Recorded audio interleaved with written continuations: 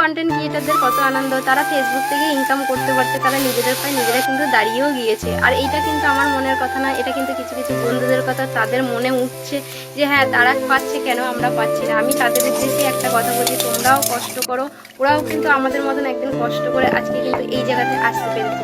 সেই রকম নিজেদের মনের মধ্যে বিশ্বাস রাখো, নিজেরা কাজ করে নিজেরাও কিন্তু ওদের মতন একদিন সফলতা নিশ্চয়ই পাবে এই ফেসবুক থেকে।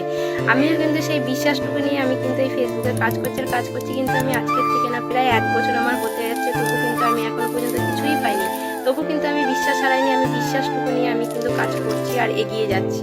আমার কিন্তু মনে কিন্তু নেই, হ্যাঁ একটু কিন্তু ছিল আগে, এখন কিন্তু কোনোরকমই কিন্তু নেই, কারণ তারাও আমাদের মতন অনেক কষ্ট করেছে। আজকে দুপুরবেলা পেঁপে আলুর তরকারি রান্না হবে আর উচ্ছে আলু কিন্তু ভাজা হবে। আর পেঁপে কিন্তু স্বাস্থ্যের জন্য অনেক ভালো। তোমরা কারা কারা পেঁপে আলুর তরকারি খেতে পছন্দ করো কমেন্টে একটু জানো। আমাদের বাড়ি কিন্তু সবাই পেঁপে আলুর তরকারি খুবই পছন্দ করে। পেঁপে কিন্তু পেটের জন্য অনেক অনেক ভালো।